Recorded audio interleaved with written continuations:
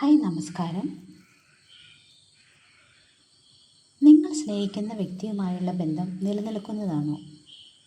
എന്താണ് യൂണിവേഴ്സ് പറയുന്നതെന്ന് നമുക്ക് നോക്കാം. ഇവിടെ ആദ്യ കാർഡ് കിട്ടിയിരിക്കുന്നത് നൈറ്റ് ഓഫ് സോൾസ് ആണ്.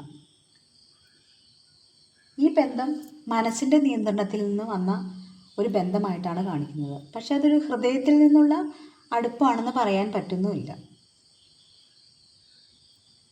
ഈ ബന്ധം നിലനിൽക്കാനായിട്ട് ആത്മബോധവും അതുപോലെ തന്നെ വ്യക്തമായ ആശയവിനിമയവും പരസ്പര ധാരണയും ആവശ്യമാണെന്നാണ് യൂണിവേഴ്സ് പറയുന്നത്.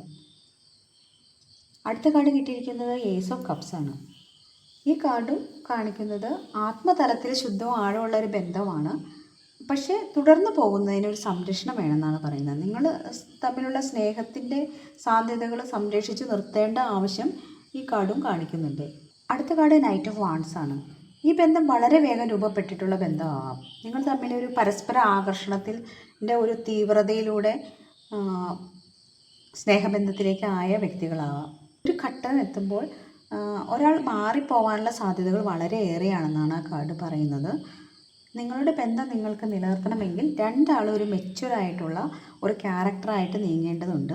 അതുപോലെ തന്നെ പരസ്പരം തുറന്ന് സംസാരിക്കുകയും വേണം എന്നാണ് യൂണിവേഴ്സ് ഈ റീഡിങ്ങിലൂടെ നമുക്ക് കാണിച്ചു തരുന്നത്.